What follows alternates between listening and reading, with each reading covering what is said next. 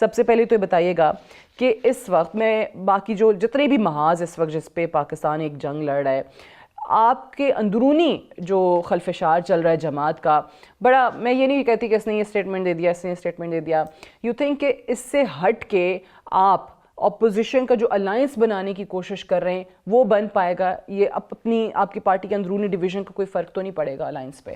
بسم اللہ الرحمن الرحیم، ایاک نعبد و ایاک نستعین۔ دیکھیے میری نظر میں جو اندرونی مسئلے ہیں نا، وہ کسی بھی گھر میں بھائیوں کے درمیان میں یا جو گھر کے اندر فرد ہوتے ہیں ان کے درمیان میں ہوتے ہیں، but when it comes to the آؤٹ سائڈ دے آر آل ون۔ تو اس میں چھوٹا موٹا ہوتا ہے، مجھے یہ والا بیڈ روم چاہیے، مجھے وہ والا چاہیے، میں نے ادھر بیٹھنا ہے، میں نے ادھر بیٹھنا ہے، میں نے یہ کرنا، میں نے وہ کرنا ہے، وہ چلتے رہتے ہیں اور یہ ہر جگہ چلتے رہتے ہیں۔ جن جماعتوں میں الیکٹیبلز ہیں ان کی بھی یہی چلتے رہتے ہیں، آپ پی ایم ایل این کو دیکھیں، آپ پیپلز پارٹی کو دیکھیں، ایک دوسرے کو لگے رہتے ہیں، تو یہ چیزیں ہیں۔ رہی بات جو گرینڈ الائنس کی ہے اپوزیشن کی، اس میں اگر آپ دیکھیں جائیں تو اس میں سوائے ایک جماعت کے باقی ساری جماعتیں تو آلریڈی اکٹھی ہیں، ٹھیک ہے۔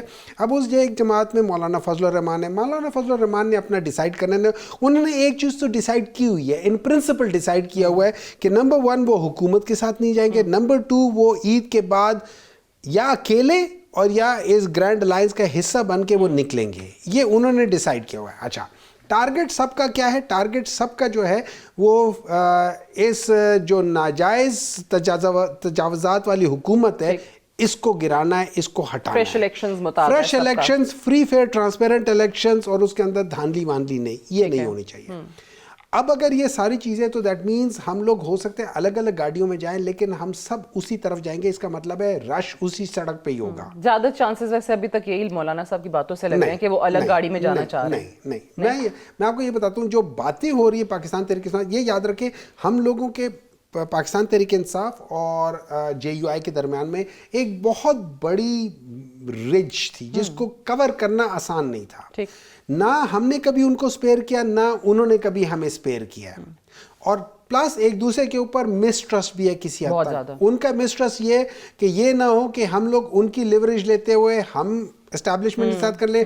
ہم کہتے ہیں آپ کی ہسٹری ہے کہ آپ ہمیشہ اسٹیبلشمنٹ کے ساتھ دیتے ہیں، تو وہ اس مسٹرسٹ کو ختم کرنا ہوگا۔ لیکن ابھی تو ان کو زیادہ یہ پرابلم ہو رہا ہے کہ اس چیز کی کیا گارنٹی ہے یا کیا ایشورنس ہے ہمارے پاس کہ مثال کے طور پہ ہمایوں مومن صاحب ایک چیز اگری کر کے جاتے ہیں آن بہاف آف خان صاحب، اور پھر جا کے وہ خان صاحب کل کو ہمایوں مومن صاحب کو کہتے ہیں کہ نہیں جی آپ پیچھے ہٹ جائیں۔ دیکھیں اس کا طریقہ یہ ہے، بہت ساری چیزیں جب سٹیکس بڑھتے جاتے ہیں نا، تو آپ جو انڈائریکٹ باتیں ہوتی ہیں نا ان کو ڈائریکٹ لیول پہ لے آتے ہیں۔ تو اس کا بیسٹ طریقہ میری نظر میں یہ ہے، مولانا صاحب جب ساری چیزیں جو جسے کہتے ہیں نا سٹاف لیول کی جو باتیں ہو رہی ہوتی ہیں وہ ختم کر کے ڈائریکٹ 1 to 1 آ جائیں، وہ جا کے کہیں عمران خان سے بات کرنی ہے۔ اچھا، یہ پاسبل ہے؟ نہیں، یہ پاسبل نہیں، میری نظر میں میں سمجھتا ہوں عمران خان ضرور ملیں گے۔ عمران خان نے جب خود کہا ہے کہ مولانا فضل الرحمان صاحب کی پارٹی سے بات کرو، so that means he would talk to ہم۔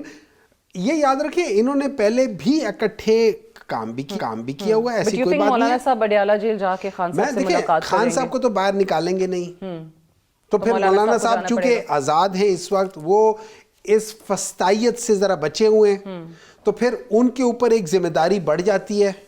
وہ as compare to Imran Khan وہ زیادہ سینئر سیاستدان ہے، ٹھیک ہے۔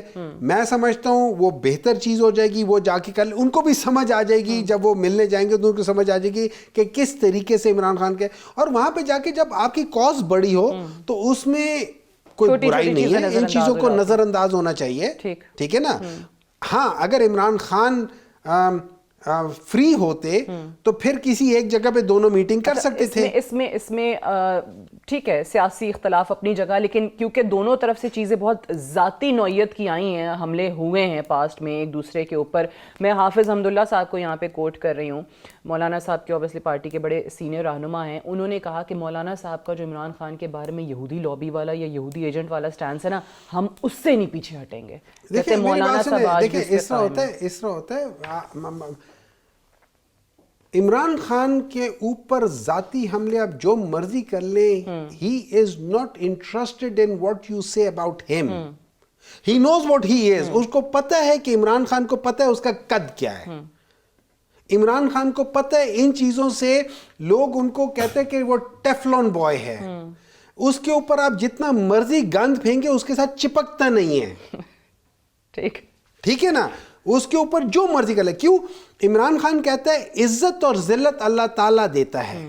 تو جب اگر اللہ تعالیٰ نے کسی کو ذلیل کرنا ہوا تو آپ اور میں اس کو عزت نہیں دے سکتے. اللہ تعالیٰ نے کسی کو عزت دینی ہوئی تو آپ اور میں کون ہے اس کو ذلیل کرنے والے. ٹھیک ہے, سو اس چیز کو سامنے رکھ کے عمران خان کے اوپر, ہاں عمران خان اس ملک کے لیے آگے ایک ویژن رکھتا ہے. اس ویژن میں مولانا صاحب بھی اگر آ رہے ہیں اور وہ بھی اسی چیز کی طرف جا رہے ہیں تو چلو, اگر یہاں سے لاہور تک کا فاصلہ ایک ہے, ڈیسٹینیشن ایک ہے, آگے بے شک الگ ہو جائے, لاہور تک تو اکٹھے سفر کر لیں. ٹھیک ہے, ٹھیک ہے, ٹھیک ہے. اور میں یہ سمجھتا ہوں یہ اچھا, اب اگر میں مولانا کی جگہ ذرا میں بیٹھ کے دیکھوں تو میں کہوں یار میرا جو مین کنٹینڈر ہے جس نے مجھے اس سیاست میں مجھے ایک سگنیفیکنٹ دھچکا دیا ہے, وہ کون ہے؟ وہ پاکستان تحریک انصاف ہے. پاکستان تحریک انصاف کہاں پہ؟ کے پی کے میں اور بلوچستان میں. ٹھیک ہے, اگر آپ مولانا صاحب کے وہ دیکھ لیں کہ جو جہاں پہ انہوں نے کلیم کیے, انہوں نے سب سے زیادہ کلیم بلوچستان میں کیے, سیکنڈ نمبر پہ سندھ میں کیے, تھرڈ پہ بلوچستان وہ کے پی میں کیے. ٹھیک ہے, اب کے پی فرض کریں پاکستان تحریک انصاف کے پاس 25 کے علاوہ ساری سیٹیں ہیں پروونشل, ان 25 میں سے 7 مولانا کی ہیں, پیچھے رہ گئی 18. اگر مولانا پاکستان تحریک انصاف کے ساتھ آ جاتا ہے تو اس 18 کے اندر ہو سکتا ہے ہم 11-12 ان کے ساتھ ڈیل, ہمیں 6 بندے چاہیے اپنے یا 7 بندے, جو رپورٹ کے مطابق اپنی ڈیمانڈز کی فہرست میں یہ چیز بھی انہوں نے دی اسد کیسر کے حوالے کی بھی ہے. میں ان کی جگہ ہوں, میں بھی یہی دوں گا, کوئی بھی ان کی جگہ یہی دے گا. لیکن یہاں پہ ان کو سب سے زیادہ فائدہ ہوگا 2 لحاظ سے. ان کے 7 کی بجائے وہ تقریباً چلے جائیں گے 18, 19, 20 پہ, اس کے ساتھ ان کی سینٹ کی سیٹیں بڑھ جائیں گی. ٹھیک ہے, پھر بلوچستان میں آ جائے پی ٹی آئی ان کو بیک کرے گی. بلوچستان میں آج ان کے 6 یا 5 یا 6, وہ 6 سے 15 پہ جا سکتے ہیں, 12 پہ جا سکتے ہیں, 3 پاکستان تحریک انصاف کر لے گی. اچھا, اس کی فلپ سائڈ, اب مولانا صاحب چلیں ان ساری چیزوں سے اگری کر جاتے ہیں, وہ اپنا شیئر بھی بڑھا لیتے ہیں, ان کو کے پی کے میں بھی مل جاتا ہے, بلوچستان میں بھی چلیں کہیں نہ کہیں کچھ ہو جاتا ہے, سینٹ کے اندر بھی ہو جاتا ہے. سو جس انسان پنجاب میں بھی ان کو پی ٹی آئی کی وجہ سے ہو جائے گا, سندھ میں بھی ہو جائے گا. چلیں یہ بھی ہو گیا, تو جس انسان کے پاس سارے صوبوں میں مزید گین کرنے کو مل رہا ہے تو وہ کیوں فوری الیکشن چاہے گا؟ وہ تو کہے گا کہ چلو یہ الیکشن کے بعد ہوں گے. نہیں, الیکشن کے بعد کیسے ہوگا؟ ابھی وہ تو ابھی مانگ رہے ہیں, وہ تو کے پی کے میں ابھی کہہ رہے ہیں, وہ کہہ رہے ہیں کہ یہ جو گورباچوف پتہ ہے وہ کس کو کہہ رہے ہیں, گنڈاپور صاحب کو, وہ کہتے ہیں یہ خراب کر رہا ہے, یہ بیان دیتا ہے. دیکھیں میری نظر میں بعض بیانات علی امین کو اس وقت نہیں دینے چاہیے, لیکن ہوتا یہ ہے کہ let's say Hare political party میں اس طرح ہوتا ہے کہ there are hawks and then there are doves, بالکل ایسے, and then there are in between. ٹھیک ہے, یہ ایک ایکسٹریم, وہ سائنس میں ایک ہوتا ہے, اس کو ہم کہتے ہیں بیل کرو, وہ یوں کر کے اوپر جاتا ہے. ٹھیک ہے, ایک سائڈ ایک ایکسٹریم ہے, دوسری یہ 10% ہوتی ہے, لیکن آپ کی جو پریڈکٹیبلٹی ہے وہ مین 80% پہ ہوتی ہے.